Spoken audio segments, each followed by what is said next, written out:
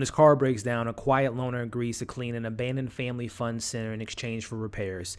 He soon finds himself waging war against possessed animatronic mascots while trapped inside Willy's Wonderland. What's going on, everybody, and welcome back to my channel, Movie Files. Elliot back again with a brand new movie review, and today we're discussing a pretty big film that I know a lot of people were excited for, and that is the new horror comedy starring the one, the only, Nicolas Cage, starring in Willy's Wonderland. I'm really excited to let you all know what I thought about the movie, and if you should check it out over the weekend in this spoiler-free review. Before we dive into it, as you can see on the screen now, make sure you're following me on all my other social media accounts, which you can find those links in the description below. If you are new to this channel, welcome to the community. Consider subscribing and hitting that notification bell. That way you can get the alert for when I drop new content.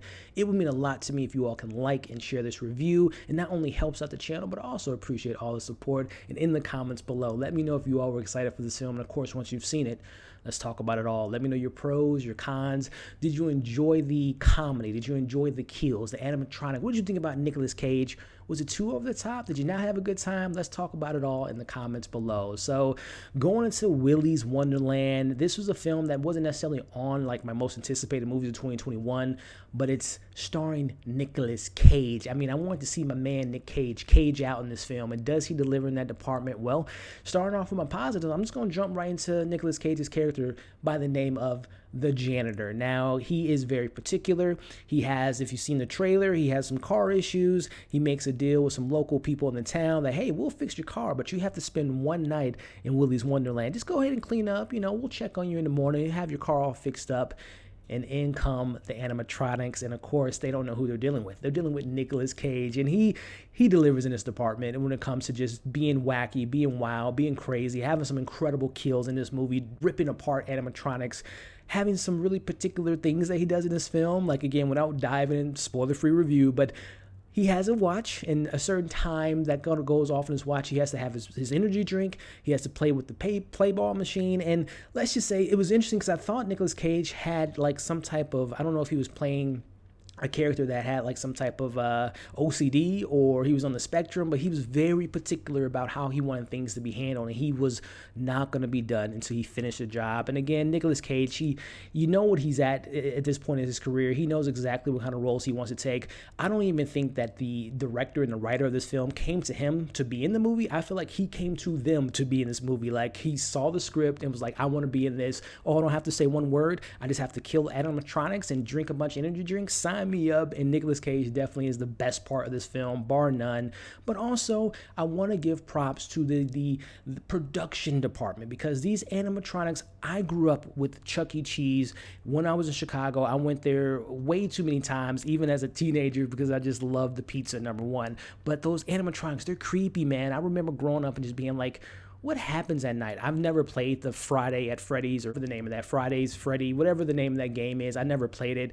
I've heard it's creepy and all that stuff, and I believe some people thought this was going to be a knockoff of that, but I can't speak to that because I haven't played the game. But I can speak to growing up in Chuck E. Cheese, and I was always creeped out about those animatronics, and this film doesn't help that out at all, because these animatronics were very creepy. Willy in particular, but also I believe the animatronic was named Sarah the Siren, or Siren the Sarah.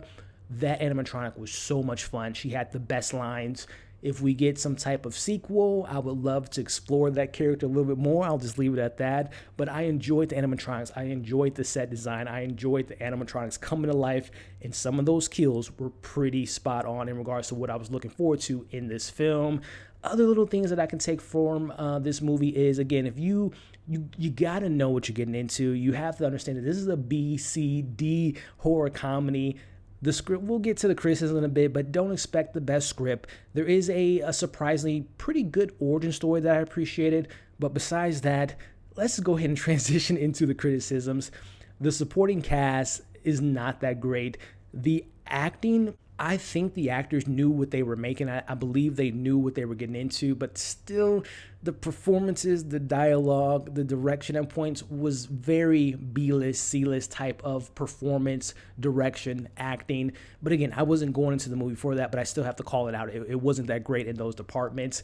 When you get into this film is about an hour and 28 minutes. It kind of goes pretty quickly, but it still manages to be slow at points, and particularly in the second half of the film. And I have to mention that when Nicolas Cage isn't on screen and the film tries to give you a little bit more dialogue, tries to give you some interesting storylines, some subplots, some character development, it kind of falls short in all those departments, if I'm being honest. But again, once Nicolas Cage is on the screen, he elevates the screen, he elevates the characters around him. But again, when he's not on screen, the film's not that intriguing and not that interesting. And I'm not gonna lie, again, I knew what I was getting into, but I wish the story was a little bit more intriguing in the sense of they could have really did something unique with Nicolas Cage having some type of connections with the animatronics and having some type of reason why he doesn't speak, and also a type of origin of why he has a connection to another character. So I don't go into spoilers, but I think they could have definitely weaved in some other subplots in regarding the origin story of how these animatronics come to life and a particular deal being made in town. I think the story could have went in a different direction. It could have played better in the overall screenplay. But again, you got to know what you're getting into. That's the first thing I will say. So at the end of the day, look, I'm going to give you guys my score, my overall thoughts. But before we jump into all that, make sure you like this video, share the video, leave your thoughts in the comments. Did you enjoy the film? Did you know what you were getting into? Did it live up to your expectations?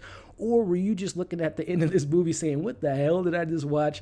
Let me know your thoughts in the comments. But with that being said, overall, it gave me what I wanted, which is Nicolas Cage destroying, demolishing some possessed, demonic animatronics. I get that, plus a little bit of cool kind of characteristics of him having a very pinpoint thing that he has to do at a certain time, and all that stuff is fun. I laughed during the film, not at the funny parts, because this film is not funny, but I laughed at the fact that this is like, this is crazy. He's ripping off the heads and limbs, and there's blood in these animatronics. Where did the blood come from? You got to know what you get into. Is it a great film? Does it have a lot of rewatchability? Not for me personally, but again, if you knew what you were getting into, if you saw the trailer, it delivered in all that department. It's not a great film by any means. It's also not a terrible film. So with that being said, I'll give Willy's Wonderland a 3 out of 5. Again, I won't watch this film again unless it's randomly playing on Netflix and someone I know has never seen it and they want to see Nicolas Cage go crazy, then I'll probably play it for them. But I won't see myself like going out of the way to watch this again. But hey, it gave me a fun time, that hour and 28 minutes. And if we get a sequel starring Sarah the Siren, or Siren the Sarah, whatever her name is, one of my favorite characters, I'll be checking that out. But let me know your thoughts in the comments. Again, your pros, your cons, your overall thoughts, and let's have a great discussion about this film in the comments section. As always, make sure to like the video, share the video, subscribe to the channel, hit the notification bell. That way you don't miss any of my other content. Hope you all enjoyed this review. Hope you're staying safe, and we'll see you on the next video.